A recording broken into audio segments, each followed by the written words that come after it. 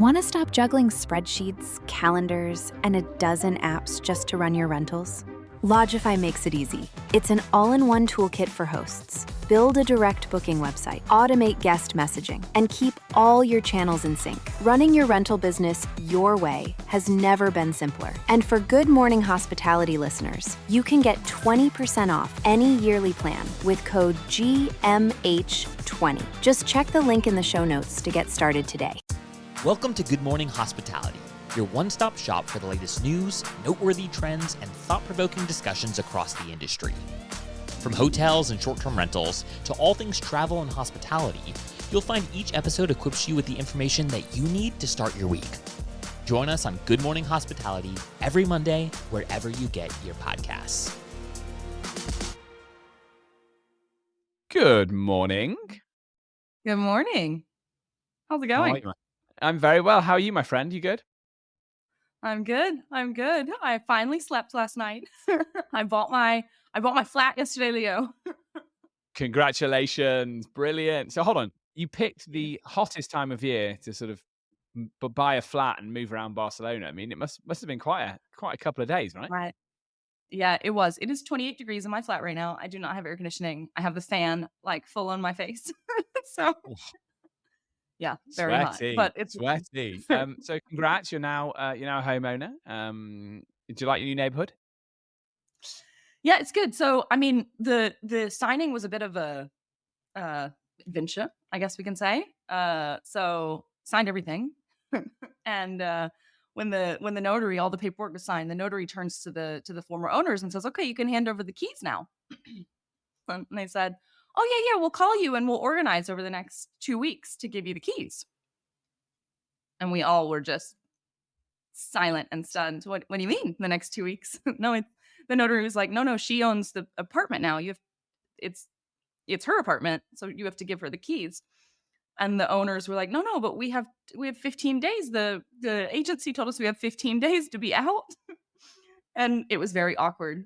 So I went and talked to the notary. The notary's like, "Look, you got to go in there and just be nice and see what you can work out. Like, you don't want to have an incident." There's historically in Spain and in Barcelona in particular, especially in certain neighborhoods of the city center, of which this is one, there does tend to be problems with squatters. And so this has been these people's residence for 30 years. I don't want to have any issues. And so I went back in and I said, "Okay, guys, so like, how much stuff do you have there?" Thinking it was, I don't know, a couple of personal items. And they're like, "Oh, no, the entire apartment." What do you mean the entire apartment? What do you mean? So I then accompanied the former owners to my new flat after they gave me the keys, and sat in their flat while they packed up all of their things all day yesterday. It was the most awkward Wow. thing I've Does that ever have to be the experienced. worst checkout in history, right? That has to be like, imagine living somewhere for 30 years and then having to pack Here. it in front of the person that's just bought it. Yeah, luckily the former owner was the former imam of the community. So there's a mosque really close by.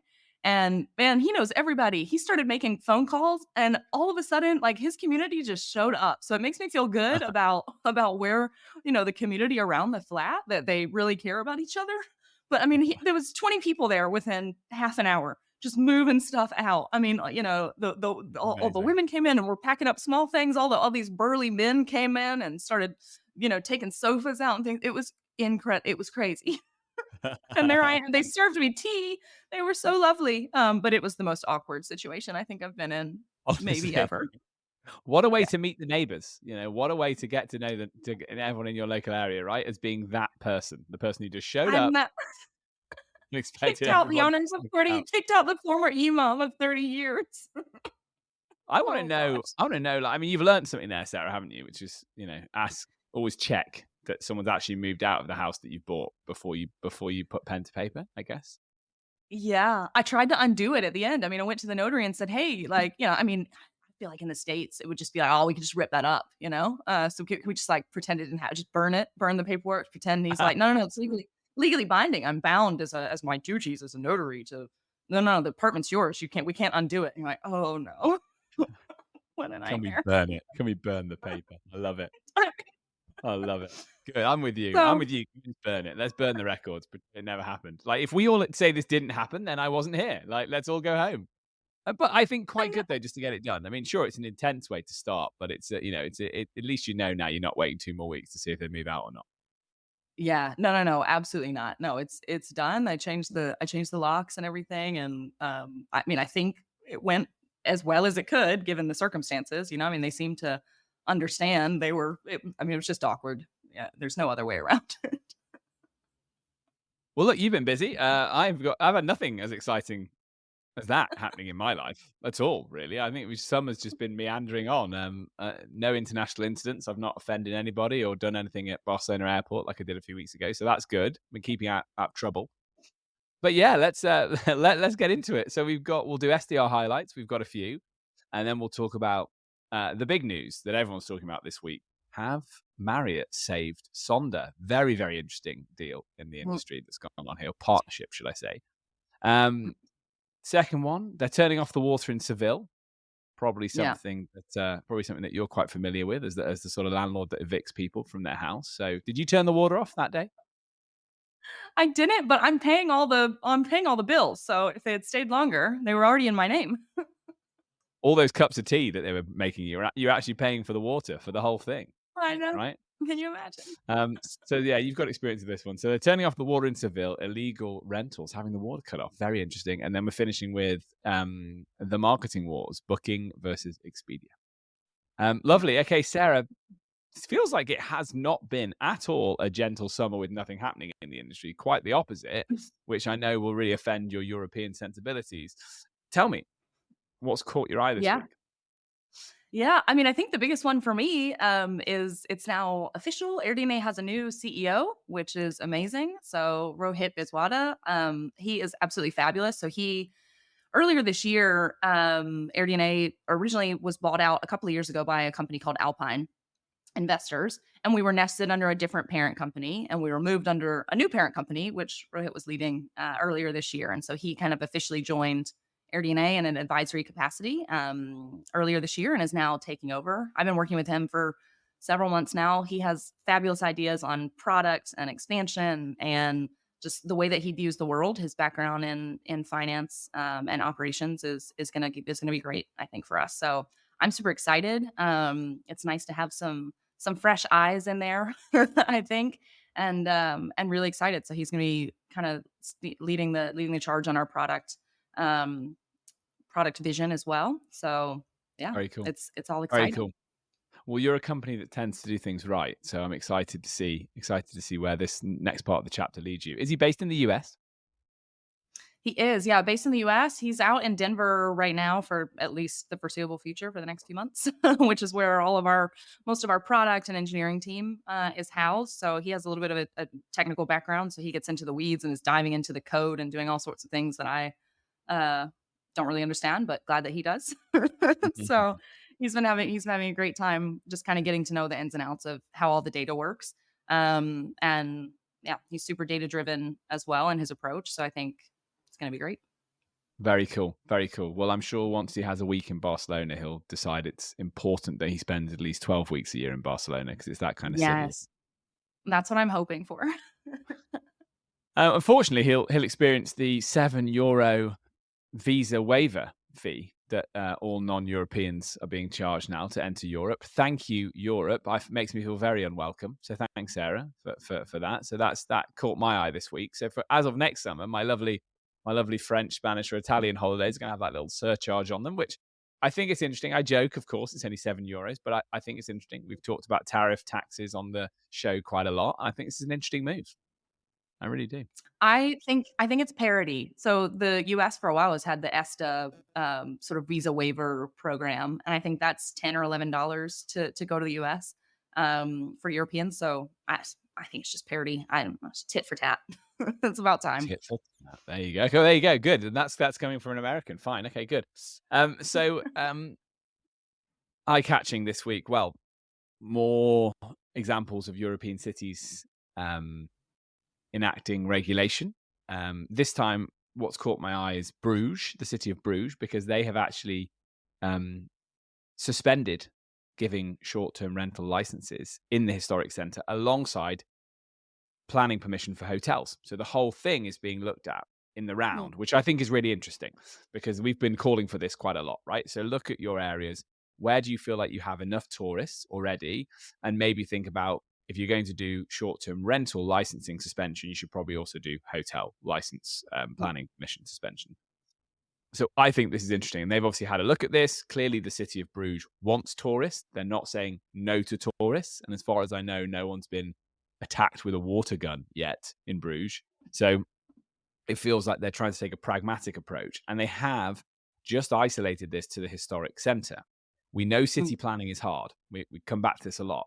So I think this is one for us to watch, because I'd imagine, given that we know in the short-term rental industry the barriers to access are very low, I would imagine we'll start to see a ring of short-term rentals pop up right around the area that has been banned within outside the ban, so, or suspension. Sorry, to use proper terms. So I think we should just keep an eye on it, and I think, Sarah, you'll probably have in the not too distant future some decent data for us we can look at to prove that point.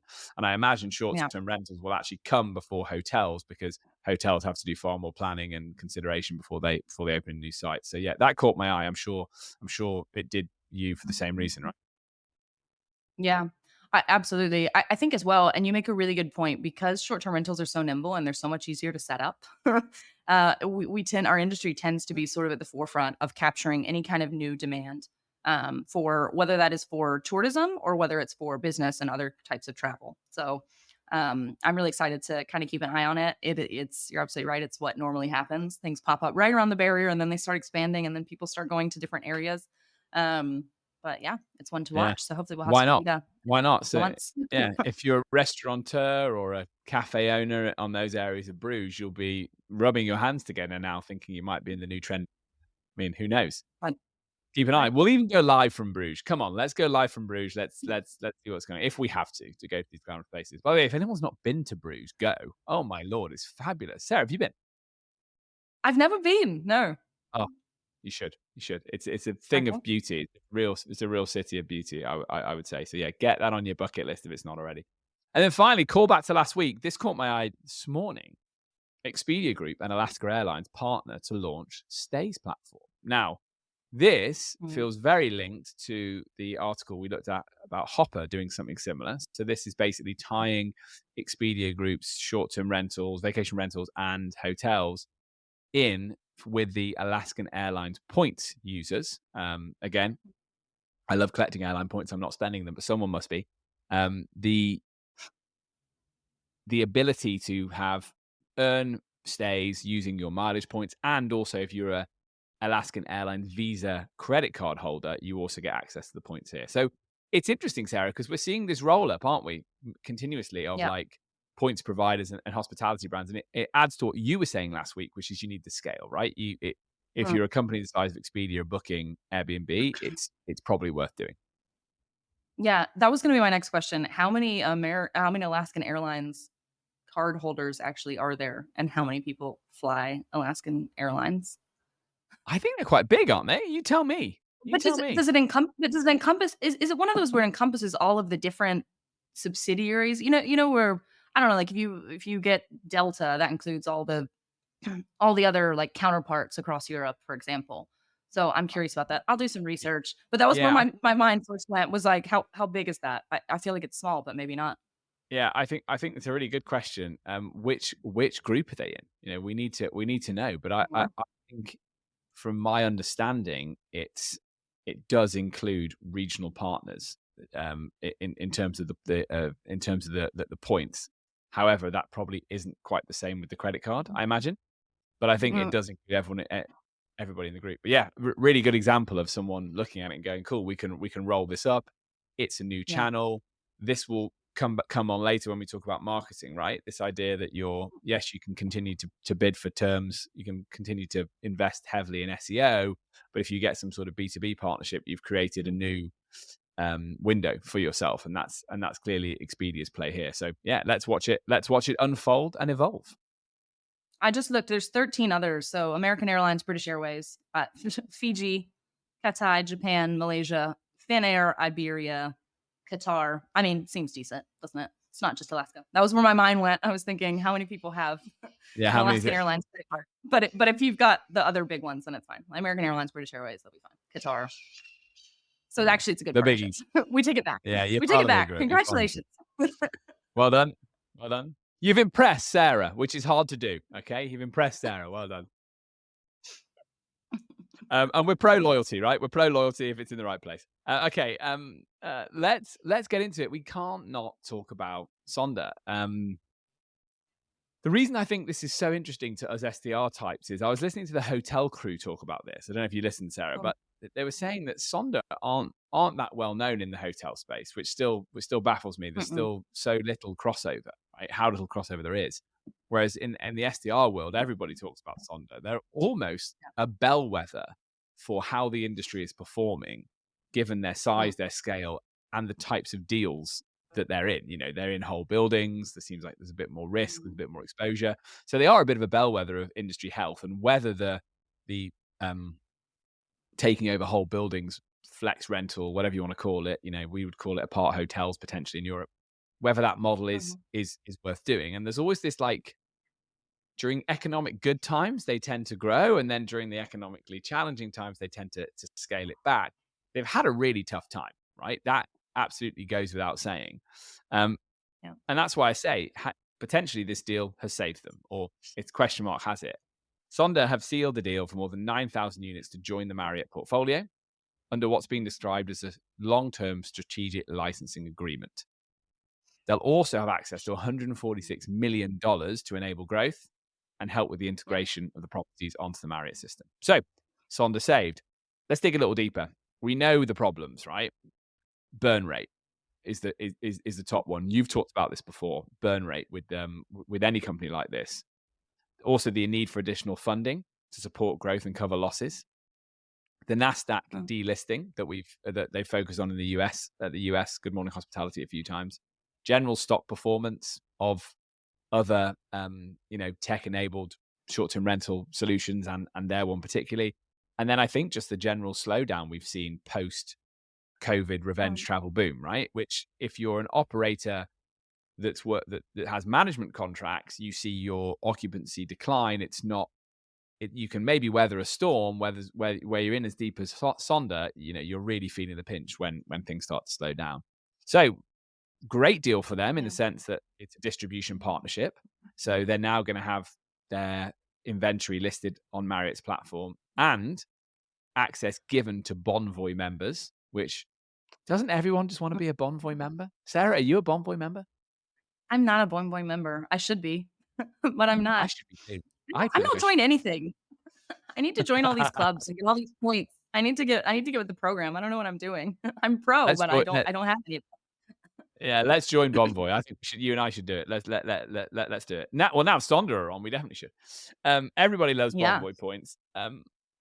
Also market expansion, right? Like, so clearly it's distribution, it's market expansion. By partnering here, Sonder's gained access to Marriott's extensive customer base and an audience that is unfamiliar with this offering. Going back to that hotel point, you know, if you are a hotel junkie, you might never have heard of Sonder, even though we find that a little bit unbelievable.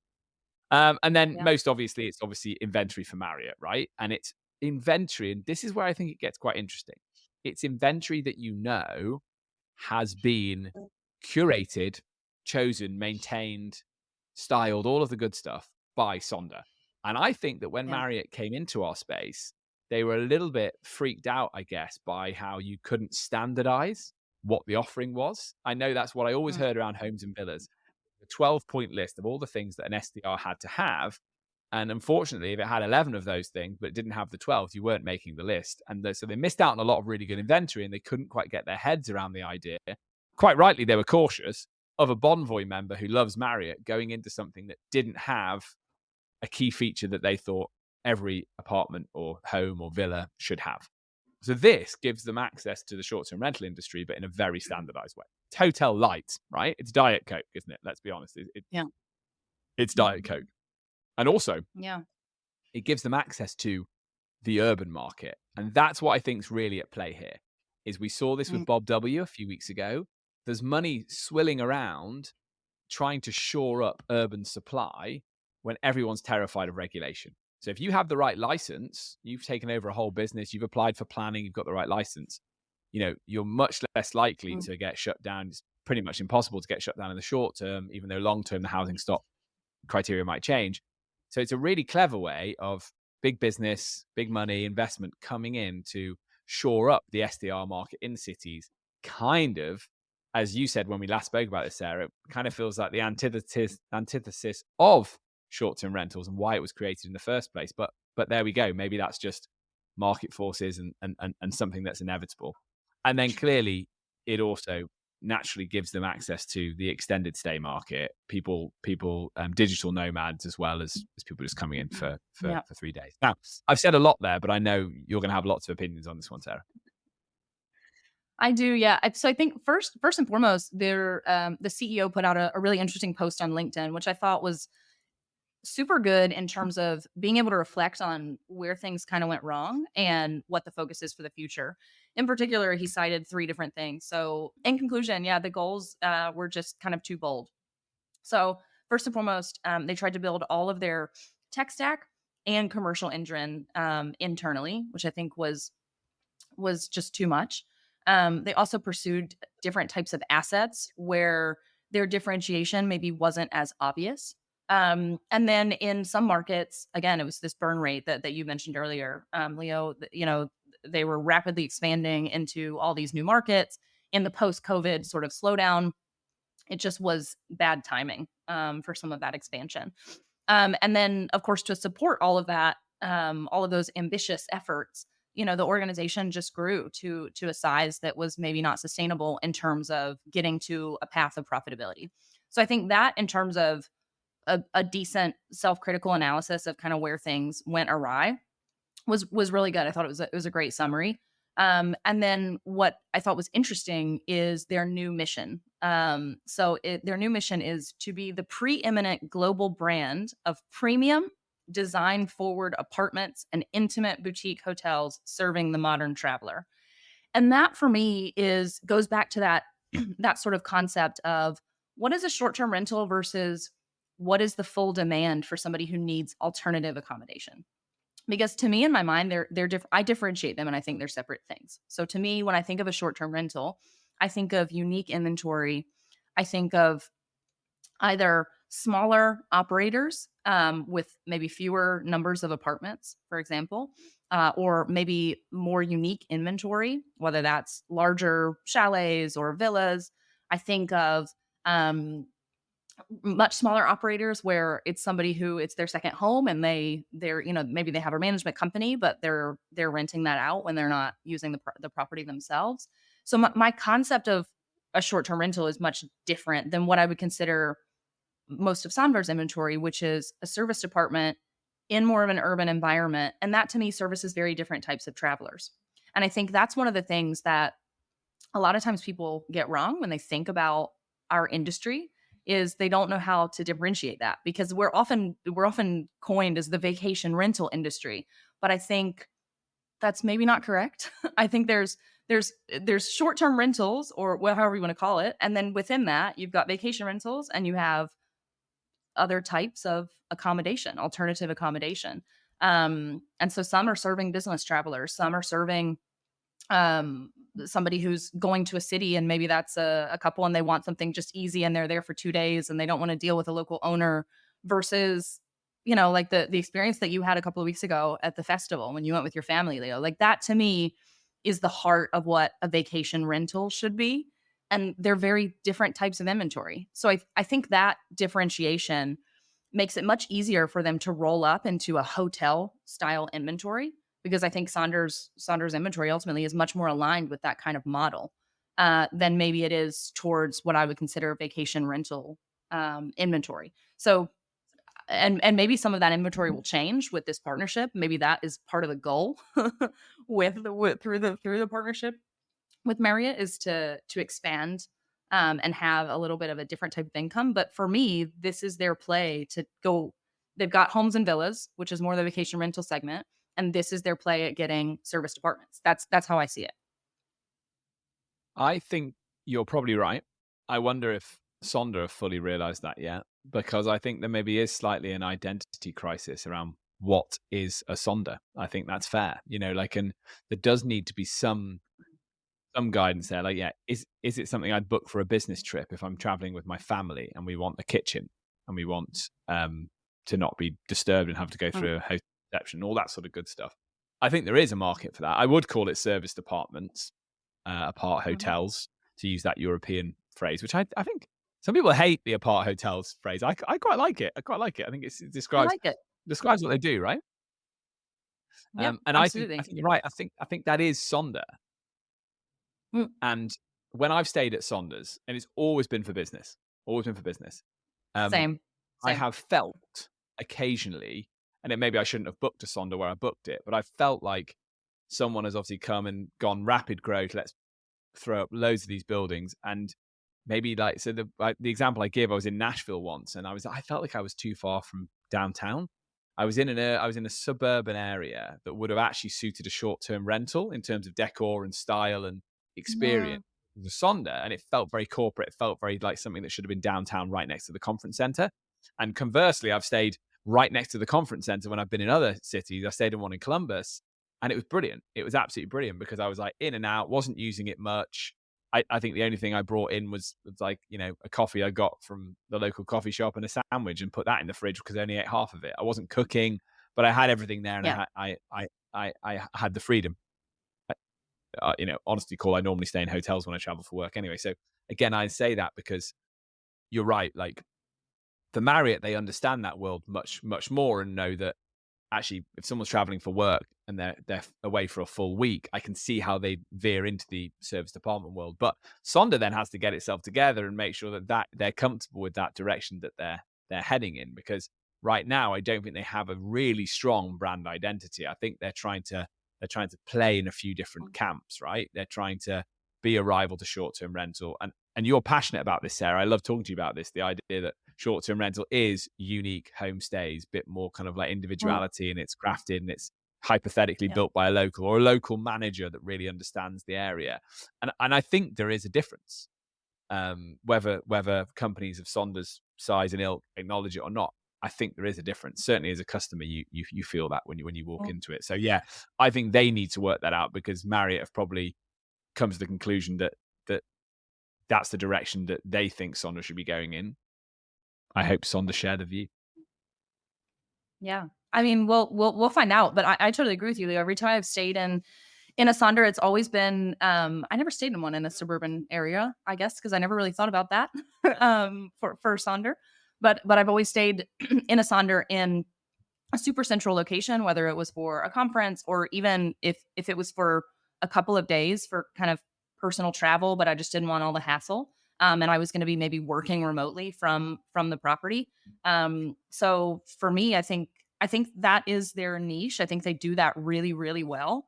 And if they can kind of double down on that, and with the help of Marriott, who has all of the expertise to kind of help them grow that side of the business, it seems to me like a really no-brainer partnership, and a really exciting opportunity. So I'm sure they've had all these discussions internally, that we're not privy to. So time will tell, but overall, it's a really exciting partnership for them. It's really great to see them kind of turning the tide, and being able to get these kind of agreements in place. I think it's really great because we've had a lot of negative news about some of the giants in the industry lately. So it's good to see something positive. Yeah, I agree. It's a good conclusion. Watch this space. Sarah, they're turning the water off in Seville. Tell us more. They're turning the water off in Seville. Oh, it's just classic Spain, isn't it? So, the office of the mayor of Seville has announced plans to cut off the water supply to short term rentals in the city that are being illegally rented out by property owners to tourists.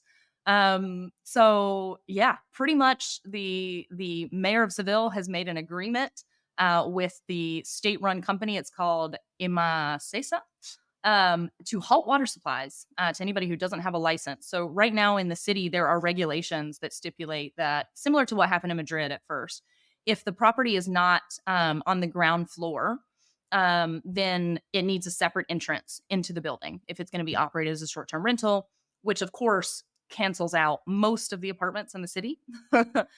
Because how do you build a second entrance? It's basically makes it almost impossible. unless you buy up what in Spain is like a local, so like a business that has a storefront where maybe they have an entryway into some kind of stairwell. That would be the only way, basically, to do it, which is what happened in Madrid. They made this regulation, and then all of a sudden, the prices of storefronts went up massively that had any kind of connection to the building. So we'll see if that's been happening. And then there's also a parliamentary bill that would ban any kind of new short-term rentals in the city's Old Town and then the western neighborhood of Triana, which is pretty well known across the river. So, according to this council, they basically have put together a committee. The committee so far has identified 715 illegal tourist apartments. The mayor has announced a zero tolerance approach. Even though they've only found 715 so far, they estimate that between 5,000 and 7,000 holiday rentals are operating illegally in the city. I need to find out how many licenses they have or they should have, because currently there are 7,473 active listings in Seville right now. Of these, 49% are available for more than 270 days a year. So I would consider basically half that inventory is what I would consider full-time rentals. And then to put this into perspective in terms of the growth, which I think, again, we're talking about an over-tourism problem rather than a short-term rental or a regulation problem. In August 2021, there were 4,100 listings active, comparing that with 7,473 today. So there's a massive increase. It's nearly doubled in the last 3 years, right? And the interesting thing is, if they think there's potentially 7,000 out there, how many licenses do they have? They must not have many licenses, because there's, what's that difference? Even at that upper limit, it's 400 rentals that would be licensed, I guess, under that scenario. So yeah, apparently they're going to start cutting off all the water. It would throw a wrench in your plans. Well, it sounds like they haven't got term. control of the situation at all, right? And then No, this they have seems no like idea. another crazy. It seems like the old saying, if you're in a hole, stop digging. This does feel like potentially someone down at the city planning office needs to stop digging, not start turning off water. Imagine that midweek, you're sort of mid shower, that really bad when you've just got all the soap on and then it goes. That'd be the worst, wouldn't it? When we've got all your soap and then it cuts out. In all seriousness, it really shows you kind of, I guess, how lackluster certain towns and cities are at having a plan and a strategy for this stuff, but how you need to have one, right? Rather than, and if you build a plan with local businesses, local short-term rental operators, and you work together, you can come up with proper solutions and scenarios rather than all of this headline grabbing stuff. I was speaking to a host yesterday in the great city of Chester. I reference this because it's my hometown. Did you know I was from the great city of Chester, Sarah? Have I ever told you about I that? have never been. I've never been. You never told me. It's tiny. It's tiny. We should go. We should meet there. We should go. Former Roman, Let's go. very important city in the Roman times. That was its glory days, really. So long before my time. But it's touristy, right? I reference the Romans because it's touristy. And the host I was speaking with basically has great relationships with people on the local council, and they come up with really practical solutions to, we talked about this office class. So Chester's a city where most people don't work in the centre anymore. They work remotely, and the centre's become a leisure destination.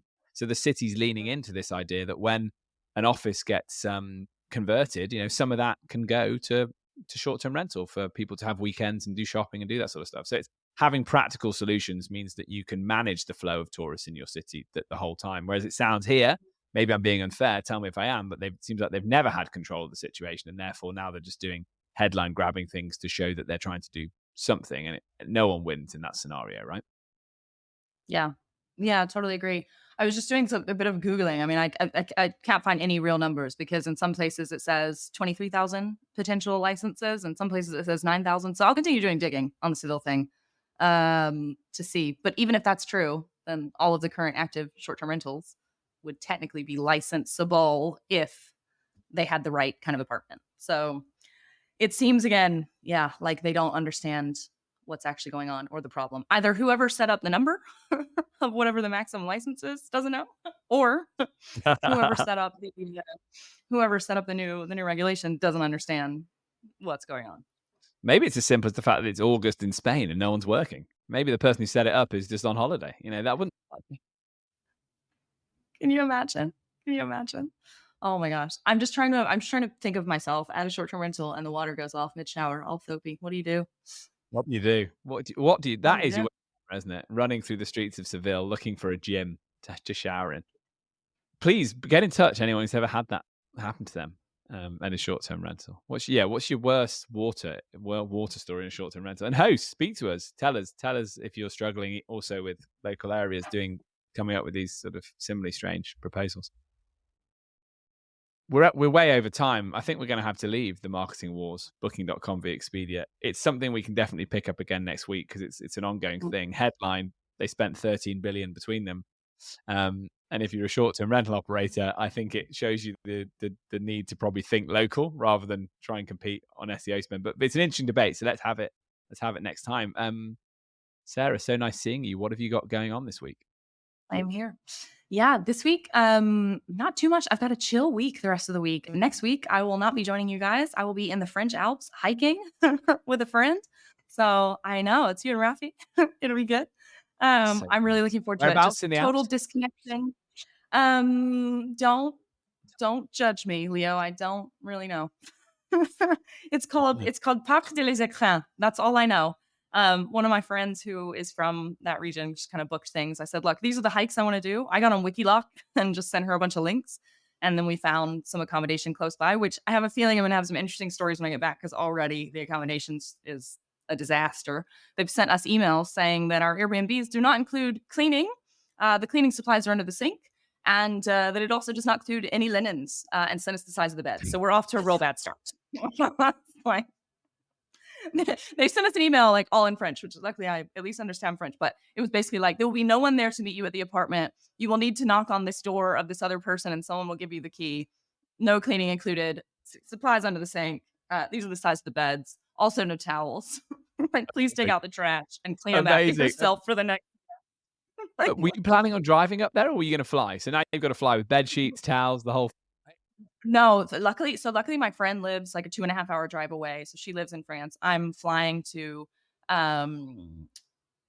Marseille, I think. I think it's Marseille. Yeah. I think it's Marseille. So I'm flying to Marseille and then she picks me up at the airport and then we drive up there. It's like 2.5, 3 hours to the first stop and then hike the next day and then keep going. So I'll have adventures for you on potential terrible short-term rentals. I can't wait to hear. I love this. It's like going back to the 90s, isn't it? Bring your own bed sheets and don't complain. That's what it reminded me of when I used to go on holiday with my parents and we would our families when we would go like rent a beach house in South Carolina. We always brought our own sheets and towels. We always had to clean afterwards. Like I remember as a kid, like having to vacuum and like clean the toilets and stuff before we left. I just thought it was crazy. I can't believe that we're going back to that. So anyway, parents should be so proud, weren't they, in the 90s? You clean that up. Don't make a fuss. That the owner's coming back, and then the owner would come back, and everyone would be really jolly, but secretly looking over their shoulder to make sure they'd cleaned the house properly. So people say the 90s were a golden era, but in many respects they weren't. Certainly not being a kid during the 90s. A lot of expectations. No, imagine cleaning up after your holiday. What a disaster. Yeah. It's awful, isn't it? All you want to do is go to the airport and buy sweets. It's awful. Okay, well, Sarah and I obviously had really tough upbringings in the 90s. We had it hard. All right, Sarah, well, we look forward to hearing more about that next week. I've got wedding this weekend, so I'm very excited about that, watching two of my friends get married. So hopefully the weather holds because we're getting into that area. We're getting into the danger zone in London where the summer falls off a cliff, so fingers crossed for them. Alrighty, look, if you've enjoyed today's show, please hit like, share, subscribe on all the usual social channels, and until next week.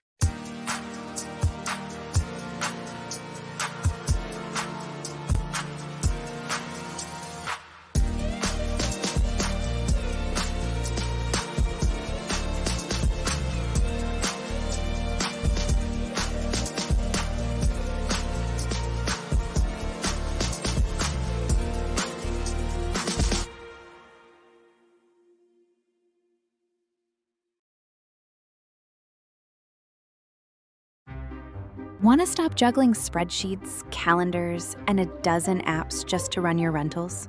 Lodgify makes it easy. It's an all-in-one toolkit for hosts. Build a direct booking website, automate guest messaging, and keep all your channels in sync. Running your rental business your way has never been simpler. And for Good Morning Hospitality listeners, you can get 20% off any yearly plan with code GMH20. Just check the link in the show notes to get started today.